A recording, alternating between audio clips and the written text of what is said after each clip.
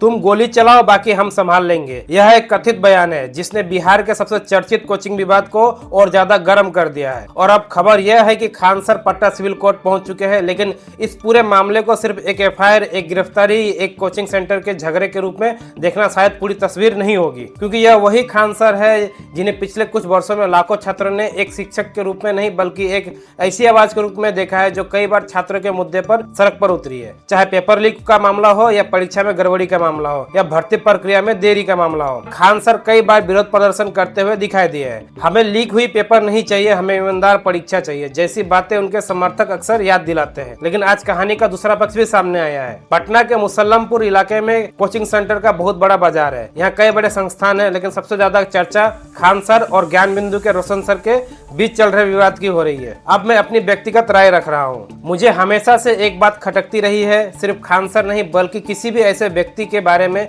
जो अपने प्रभाव और पहुंच को बढ़ा चढ़ाकर पेश करता हो। कई इंटरव्यू में खान सर को कहते हुए सुना गया है कि हर विभाग में उनके छात्र है, हर थाने में उनके छात्र है, बहुत सारे अधिकारी उनके छात्र है। हो सकता है कि इनमें कई बातें सही भी हो, लेकिन जब कोई व्यक्ति बार बार इतने बड़े दावे करता है तो लोग के मन में सवाल उठना स्वाभाविक है। इस विवाद की चर्चा और तेज हो गई जब 31 मई को एक सम्मान समारोह आयोजित किया गया। दावा किया गया कि बिहार पुलिस भर्ती में चयनित लगभग 12,000 अभ्यर्थी खान सर के संस्थान से जुड़े थे। दूसरी तरफ रोशन सर की ओर से लगभग 10,000 छात्रों के चयन का दावा किया गया। यही मेरे मन में सबसे बड़ा सवाल पैदा हुआ।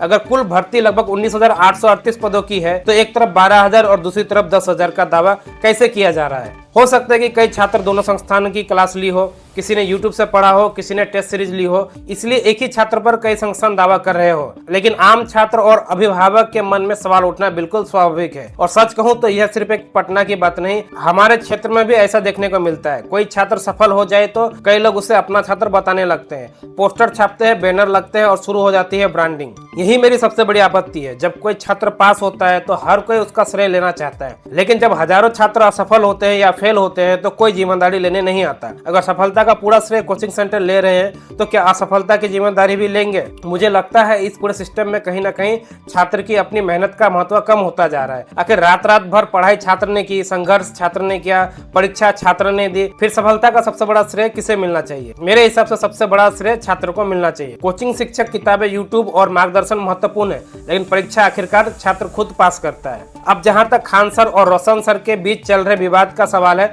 दोनों पक्षों के समर्थक सड़क पर है, आरोप प्रत्यारोप हो रहे हैं। एक पक्ष खुद को पीड़ित बता रहा है, दूसरा पक्ष न्याय की मांग कर रहा है। पुलिस जांच कर रही है और मामला अदालत तक पहुंच चुका है। इसलिए इस समय किसी को दोषी या निर्दोष घोषित करना जल्दबाजी होगी। यह काम अदालत का है, हमारा नहीं।